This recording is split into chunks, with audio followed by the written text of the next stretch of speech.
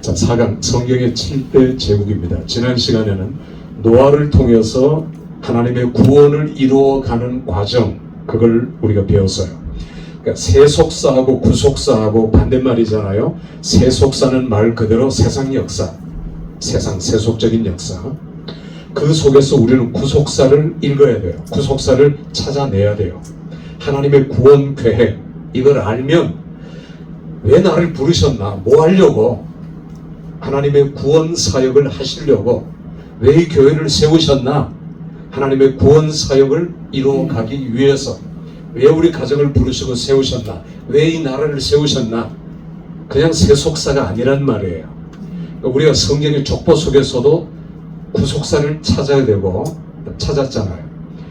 예를 들어서 다윗의 조상 보아스부터 시작한다면, 보아스 바로 위에 보아스와 룻 사이에서 이제 누굽니까, 섬기는 누가 낳나요?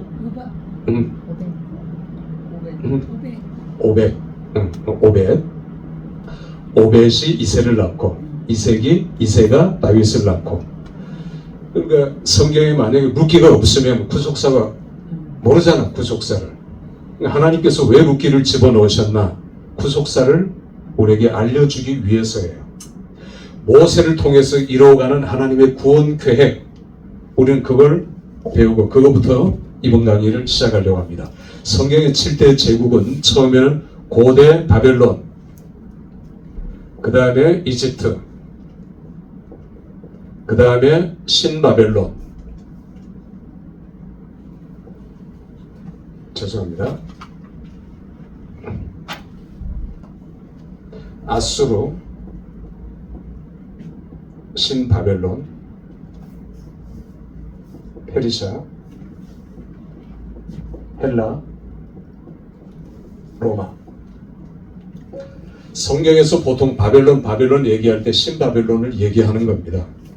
제가 유튜브를 이렇게 볼 때에 EBS에서 바벨탑에 대해서 만들었어요. 그런데 이게 잘못되어 있어요. 왜냐하면 제가 보니까 신바벨론하고 고대 바벨론을 혼동해요.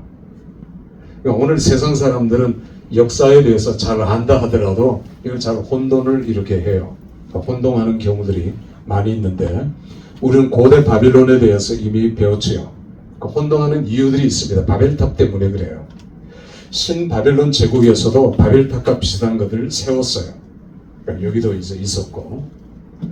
자, 이집트는 창세기부터 여호수아서까지 배경이죠. 하나님께서는 이스라엘 백성들을, 그냥 짧게만 이건 하겠습니다. 도시국가들이 가나안에는 다 이제 서로 군웅할거, 거기에 아브람과 이삭과 야곱이 살아남을 수가 없어요. 왜냐하면 이건 조그만 부족이니까. 하루 자고 나면 한 부족 전체가 없어져 버려요. 다 죽어요. 공격하고. 보초를 세워놔도 갑자기 공격을 하고 급습을 해버리니까. 하나님께서 종족을 번성하게 하기 위해서, 여기에서는 250만이 아니라 2만 5천 명도 생존을 할 수가 없는 게 작은 가나안 땅입니다. 수많은 도시국가들, 그 속에서 서로 없어지고 물고 뜯는, 그래서 어머니의 뱃속같이, 어머니의 자궁같이 이집트로, 여러분들이 지도를 보면 어퍼 이집트, 로우 이집트, 아까 미스 라임이라는 말은 두 이집트라는 말이에요. 이집트는 나일강을 중간으로 두 개로 나눠져 있어요. 로우 이집트, 어퍼 이집트. 그래서 이제 나일강이 이렇게 쭉 되는데, 위에는 삼각주예요. 아주 복잡한 삼각주. 그 지역에 이스라엘 백성들을 몰아넣었죠. 그런데 유대인들이 인구가 급속하게 늘어나니까, 보통 한 명이 10명씩, 12명씩을 낳는 건 기본이에요. 야곱의 아들만 12이고, 딸은 또 디나. 그런 상황인데, 자식을 많이 낳으니까 이게 400년 만에 뭐 200만, 250만이 불어난 거죠. 그러니까 이집트 정부, 이집트의 집권자들이 뭘 염려할까요? 쿠데타를 염려하는 거예요. 이게 이집트 인구보다 더 많아졌어요. 노예잖아요, 노예. 그래서 노예로 만들고 피라미드 스핑크스 공사에 이스라엘 백성들을 투입한 거죠. 자, 그렇게 해서 이스라엘 백성들이 견디다 못해 그런 핍박과 고난이 없으면 기도 안 한단 말이에요. 그래서 하나님께서 기도하게 만들고 여기를 벗어나게 만들게 하기 위해서 그들에게 핍박과 고난을 계속해서 준 거예요. 드디어 그들이 출애굽을 했죠. 하나님의 구원 역사가 모세를 통해서 시작된 겁니다. 이게 하나님의 구속사죠. 자, 이게 이집트와 7대 제국, 이집트 제국, 그 다음에 아수르는 북이스라엘, 남유다가 공존에 있었던 때에 아수르가 북이스라엘을 침범해서 무너뜨리죠. 그리고 아수르 제국이 세워집니다. 아수르는 굉장히 잔인해요. 그래서 다 불태우고 다 죽였어요. 씨를 말라버렸어요. 두려움과 공포를 줘서 항복하게 만들었던 족속이 아수르고요. 남북 이스라엘, 유다, 신바벨론은 포로잖아요. 포로로 끌려갑니다. 신바벨론의 가장 강력한 왕이 누굽니까? 우리나라의 광개토 대왕같이 영토를 가장 넓혀서 제국을 만들어낸 왕이 느부갓네살입니다. 느부갓네살. 그런데 이제 아수르에 의해서 북이스라엘이 망하고 남유다 이사야 때 이사야 선지자 히스기야가 죽었다가 살아나고 15년 생명을 연장받았잖아요. 그때 신바벨론은 조그만 나라였어요. 아수르가 대국이었고. 그런데 바벨론이 제국의 야망, 제국의 꿈이 있었어요. 그래서 유다를 삼키려고 축하 사절단을 보낸 겁니다. 히스기야가 살아났고 아수르와의 싸움에서 이겼으니까 바벨론은 아수르하고 원수니까 여기하고 친하게 지내자. 그러면서 남쪽을 와서 사실은 사신도 보냈지만 전탕을 한 거죠. 히스기야가 좀 어리석었죠. 뭘 보여줬습니까? 무기창고, 보물창고 이런 걸 다 보여줬어요. 그거 보여주면 안 되잖아요. 그런데 친구다. 뭐 이제 조그만 나라다 해서 다 보여줬어요. 그래서 바벨론에서는 야망을 품기 시작했어요. 아수르도 무너뜨리고 남유다도 무너뜨려서 남쪽으로, 왜냐하면 애굽으로 내려가는 길을 확보하기 위해서 유다를 무너뜨려야 애굽으로 가는 길이 뚫리거든요. 길목이니까. 그래서 유다를 집어삼키려고 준비했었어요. 드디어 바벨론의 강력한 왕 느부갓네살이 605년에 유다를 침공해서 포로로 끌고 가죠. 1차 포로로 다니엘, 2차 포로로 에스겔 선지자 얘기하면, 자, 다니엘 중심으로 보죠. 다니엘서 3장과 5장을 보겠습니다. 끌려갔어요. 다니엘과 세 친구들이 느부갓네살 바벨론에게 끌려갔어요. 바벨론의 정책은 이데올로기 정책입니다. 제국주의 정책이. 그래서 이데올로기를 통해서, 사상교육을 통해서 우리나라나 네 나라나 하나로 만들었어요. 하나로. 그러니까 노예가 아닙니다. 여기는 바벨론 시티를 건설하기 위해서 끌고 왔지만 이스라엘 백성들을 노예로 삼지는 않았어요. 자치권을 줬죠. 나중에 대영 제국이나 일본 제국이 이 신바벨론에게 배웠어요. 학습을 했어요. 그래서 일본이 제국을 통해서 나라들을 뺐을 때 이 이데올로기 정책을 펼친 겁니다. 우리나라 사람들 일본이 침략해 간 나라 필리핀을 노예로 삼지 않았어요. 자치권을 줬죠. 자기들은 총독부가 있었고요. 이게 여기서 배운 거예요. 그러니까 바벨론이 총독 제도를 실시했고요.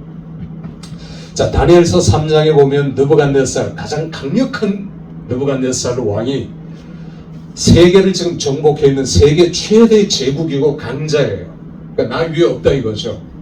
그래도 꿈을 꿨어요. 굉장히 두려움에 사로잡혔어요. 이 꿈이 뭐냐? 도대체 누가 내게 준 꿈이냐?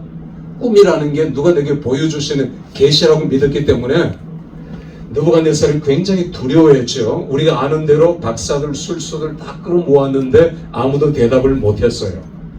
그래서 신하들이 다니엘을 추천했습니다.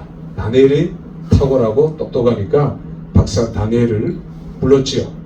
내 꿈을 해석해다오. 아니, 왕이 꿈을 모르는데, 왕 자신도 모르는데 그 꿈을 해석해달라? 그런데 하나님께서 다니엘에게 그 계시를 알게 하는 지식을 주신 것입니다. 왕이요, 왕이 꾼 꿈을 제가 해석하겠습니다. 금신상, 커다란 금신상. 그 느보는 사실 금신상을 정말 만들죠. 금신상이 있는데 머리는 금이고 가슴하고 배, 여기는 이제 주석이고 그 밑에는 철이고 그 밑에는 철과 지력이 섞여 있고, 그런데 뜨인 돌, 리빙스톤, 뜨인 돌이 날아와서 이 신상을 격파했어요. 그러니까 왕이요, 이건 머리 금은 지금 바벨론 제국이고 가장 세상에서 강력한 나라고, 이건 그 다음에 오는 제국들입니다. 세상 나라죠. 세상 나라를 뜨인 돌은, 이게 기독론적 해석은 예수 그리스도잖아요. 그러니까 그때는 예수 그리스도라는 걸 몰랐으니까 하나님께서 뜨인 돌을 통해서 세상 나라를 부시는 것입니다. 세상 나라는 없어지는 것입니다. 하나님의 나라만이 영원한 것입니다. 다니엘이 용감하게 그 해석을 했어요. 그러니까 느부갓네살이 엎드려서 그 해석을 받아들였습니다. 이게 다니엘서 3장의 해석이에요. 구속사죠, 구속사. 이것보다 더 정확한 구속사가 어디 있습니까?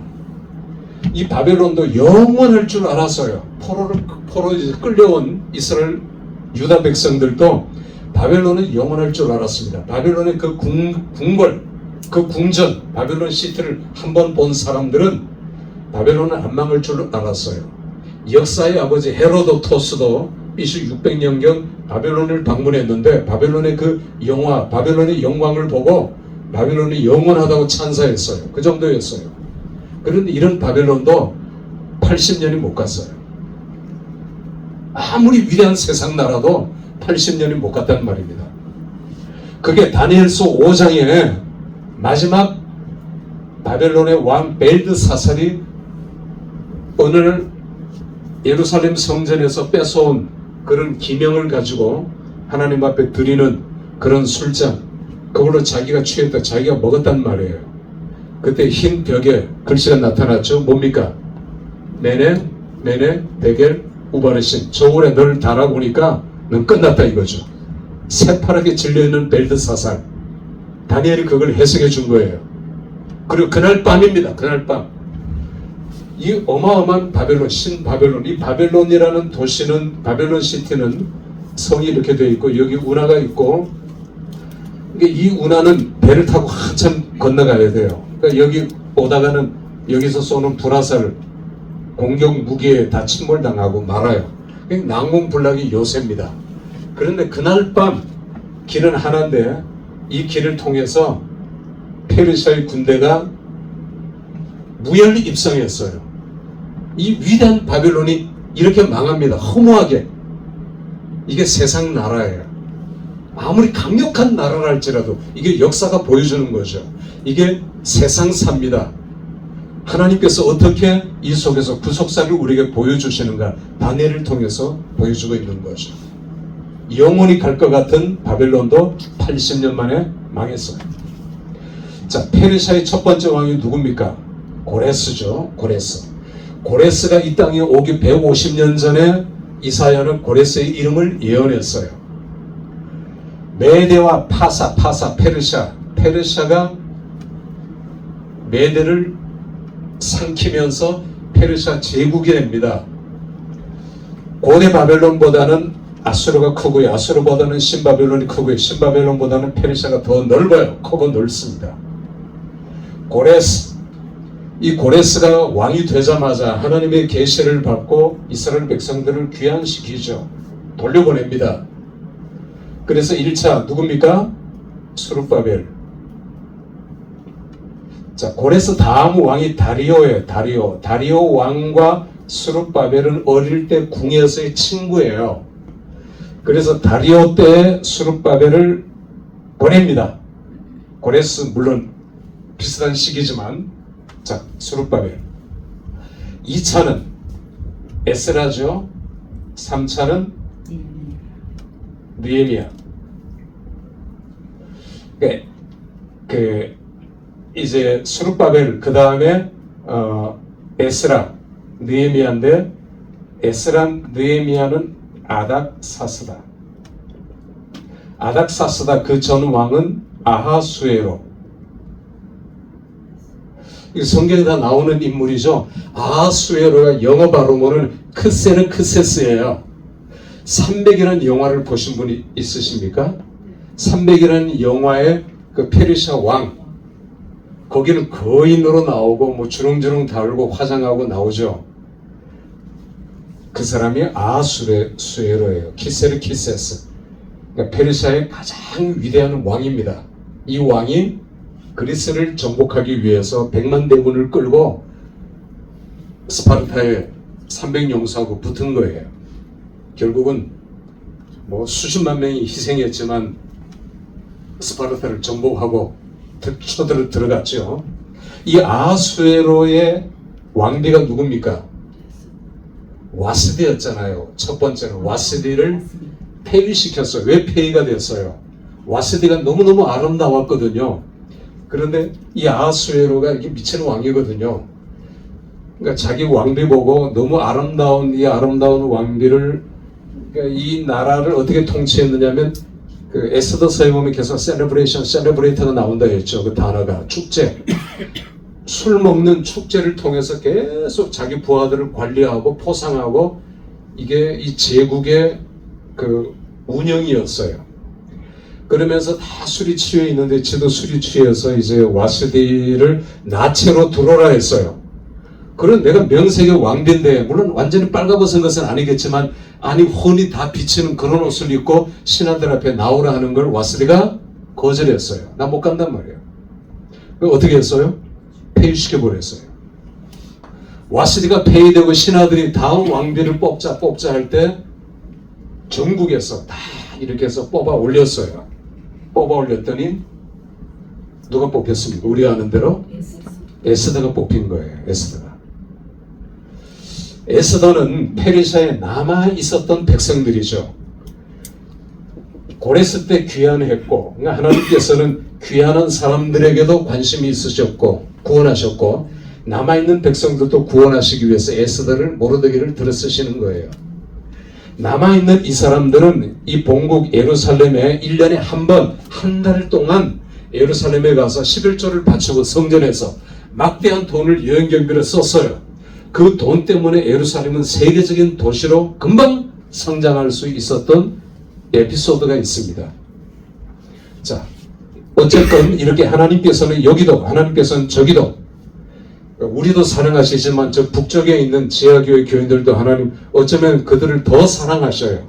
분명히 하나님께서 들었으셔요. 이게 하나님의 구원 계획이라고 우리가 믿으면 우리는 그들에게도 복음을 전해야 되고, 그들을 위해서 기도해야 되고, 함께 사역해야 되고, 최선을 다해야 되는 거예요.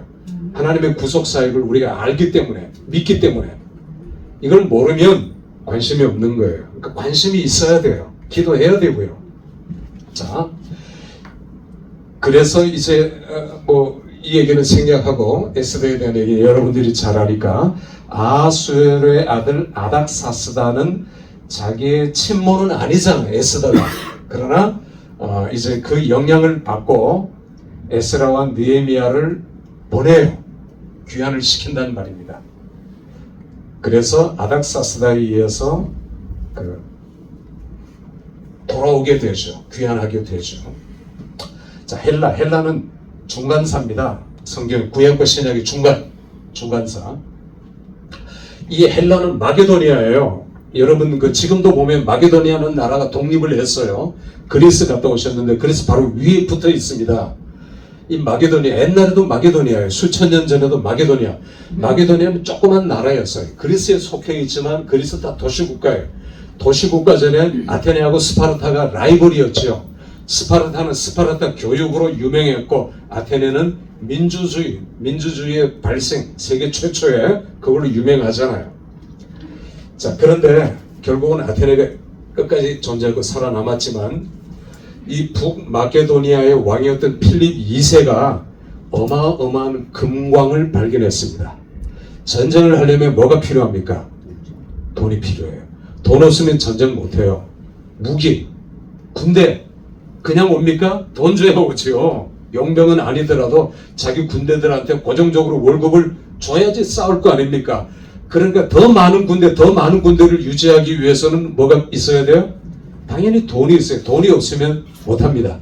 물론 전쟁하면서 다른 나라 뺏어서 이건 한계가 있어요. 그렇게 해서 월급을 준다? 이건 임파서블한 거예요. 돈이 있어야 돼요. 그런데 어마어마한 금광을 발견했어요. 그 금광을 발견하고 나서 제국을 건설하겠다고는 야욕이 불탔어요. 그래서 자기 아들 필립 2세의 아들이 누굽니까? 알렉산더예요. 알렉산더에게 이 그리스 전체 가장 유명한 스승을 모셔왔어요. 그 스승이 누굽니까? 아리스토텔레스예요. 그 당시에도 유명하고 지금도 물론 유명한 소크라테스, 플라톤, 아리스토텔레스. 아리스토텔레스를 스승으로 해서 이 알렉산더를 가르친 겁니다. 그러니까 알렉산더의 지혜가 얼마나 탁월했겠어요. 그러니까 알렉산더는 아리스토텔레스를 통해서 비전을 품었어요. 그 비전이 세계 정도.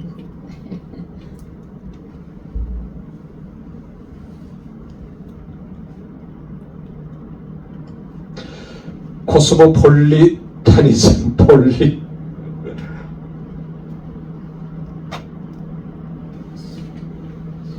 코스모폴리타니즘, 세계 동포주의입니다. 세계주의. 그래서 이 헬라의 군대가 인도까지 갔잖아요. 그게 헬레니즘 문화를 만들었죠. 군인들하고 현재 여인들하고 결혼을 시켜서 이 전 세계를 통일국가로 만들겠다고 하는 야심이 있었어요. 스승에게서 배운 거죠. 대단한 거죠. 이런 생각을 한 사람은 전무후무예요. 그렇게 해서 헬레니즘 문화를 전파했단 말이에요. 동양과 서양이 만나는 문화가 헬레니즘 문화예요. 그런데 인도에서 졌잖아. 코끼리 부대에 갇히고 돌아오다가 이제 원숭이에게 손가락에 물려서 이게 부어가지고 안타깝게도 30세에 알렉산더가 죽었어요. 나라는 그 밑에 4명의 장군에 이어서 갈라졌고요. 이게 헬라 제국입니다. 헬라어를 사용하게 되었고, 자, 로마로 넘어가죠. 헬라가 망하고 로마가 헬라를 무너뜨립니다. 헬라가 페르시아를 무너뜨리고, 페르시아 신바벨론, 아수르가 고대 바벨을 무너뜨리고, 이렇게 해서 제국이 점점 더 확장되어진 거죠. 로마는 우리가 알듯이 시저가 이미 황제가 되기로 결심했어요. 자기가 황제 행세를 했죠. 그러나 정식 황제는 그 다음부터였는데, 이제 시저가 이집트는 세계 식량 창고였습니다. 어마어마한 식량이 거기에서 이제 생산되었는데, 우리가 아는 클레오파트라하고 이제 결혼을 했고요. 자식도 낳았고, 그러다가 시저가 브루터스에게 암살을 당하죠. 시저에게는 옥타비아누스 양자입니다. 옥타비아누스하고 유명한 장군 안토니우스하고 둘이서 붙었죠. 지중해 해변 이스라엘의 앞바다에서 전쟁이 붙었는데, 안토니우스는 클레오파트라하고 힘을 합쳤어요. 클레오파트라하고 결혼했어요. 애도 낳았어요. 클레오파트는 여기서. 옥타비아누스를 누가 도왔느냐면 바로 옆에서 헤롯이 도왔어요. 헤롯이 물자를 옆에서 댄 겁니다. 그래서 이 악티움 전투에서 옥타비아누스가 크게 승리하고 안토니우스가 죽었어요. 클레오파트라 자살하고. 이렇게 해서 내전이 끝나면서 정식 황제가 되죠. 원로원에서는 옥타비아누스를 황제로 추대합니다. 이 사람이 아우구스투스, 로마 제국의 1대 황제죠. 1대 황제. 아우구스투스는 신이란 말입니다. 신. 이때부터 신격화, 황제를 우상 숭배하는 숭배 사상이 생겨나게 된 거죠. 로마의 2대 황제가 누구냐면 티벨리우스입니다. 자기 이름을 떠서 디벨리아 바다, 갈릴리 호수 이름이 디벨리아 바다예요. 그리고 갈릴리 호수가 내려다 보이는 높은 산 위에 디벨리아라고 하는 인구 10만의 도시가 있어요. 현재. 옛날에도 굉장히 중요한 도시였고, 마소라 학자들이 여기에서 성경을 연구했던 유서 깊은 굉장히 오래된 도시입니다. 지금도 잘 발달된 도시예요. 디벨리우스. 이 디벨리우스 황제 때 총독이, 유대 총독이 누구냐면 누굽니까? 헤롯이에요. 헤롯. 옥타비아누스에게 헤롯이 부탁을 했어요. 내가 죽거든 내 아들들에게 나라를 좀, 땅을 나눠 주십시오. 그래서 왕이 허락을 해서 헤롯 왕은 자기 아들들에게 분봉왕위를 하죠. 그렇게 땅을 나누어 주었습니다. 이게 로마 제국 신약 시대죠. 신약 시대.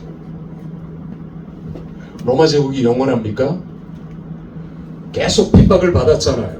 핍박을 받다가 우리가 아는 313년 AD죠.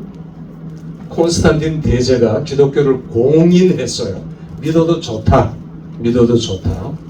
그리고 국교가 언제 국교가 됐냐 하면 390년에 로마 제국이 국교가 됐을 때 로마 제국의 노예 말고 평민, 보통 평민과 귀족들 중에 몇 프로가 이미 기독교인이었을까요? 80%랍니다. 학자들이. 80%면 거의 다 믿는 거예요. 거의 다가. 로마와 기독교는 계속 다투었지요. 왜 다투었느냐 하면 첫째는 황제 우상 숭배. 황제 숭배 기독교에는 못하게 했죠. 우상이라고. 두 번째는 기독교는 평등 사상을 가르쳤잖아요. 남녀의 평등 사상. 그러나 로마는 여자는 인간으로 취급하지 않았죠. 동물보다 조금 나은. 그러니까 여자들이 기독교로 교회로 가는 거죠. 이렇게 해서 로마와 기독교는 대결하게 되었고 계속 핍박을 받다가 390년에 드디어 국교가 되는 겁니다. 그러면 기독교가 영원할 줄 알죠. 어떨까요?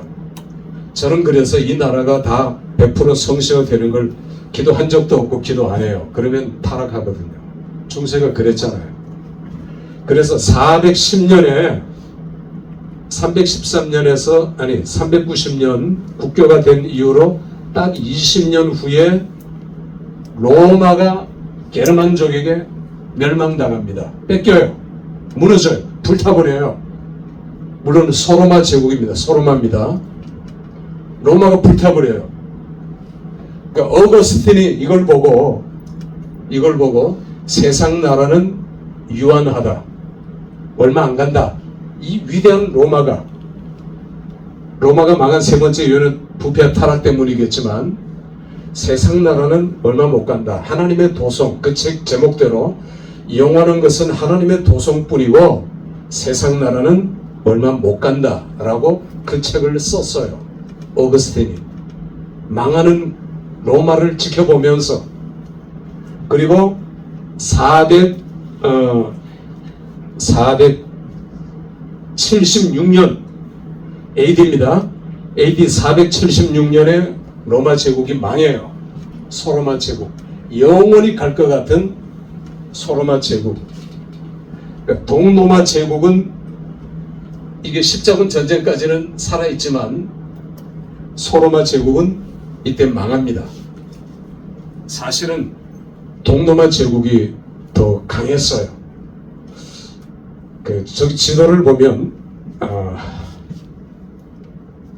저 지도는 안 나와 있는데 우리 이따가 아마 그 터키 갔다 온 얘기를 하실 텐데 터키가 여기 있고 그 다음에 여기 그리스가 있잖아요. 자, 이렇게 거의 붙었어요. 그런데 여기는 서쪽이고 소로마 제국이고 여기는 동로마 제국이고 이 수도가 콘스탄티노플이었고 여기 바삭 붙어 있어요. 바삭. 여기 이스탄불이 있고 보여요. 서로 이렇게 해서 로마 제국, 보통 소로마 제국 얘기합니다. 로마 제국은 476년에 완전히 망해버리고 맙니다. 그러니까 세상 나라는 유한하다는 거죠. 이게 세속사입니다. 아무리 강한 나라라도. 그러니까 지금 일어나는 일들도 보세요. 러시아 제국주의 표방하고 있잖아요. 이 얘기는 다음 시간에 하도록 하겠습니다. 5분 쉬고 하겠습니다.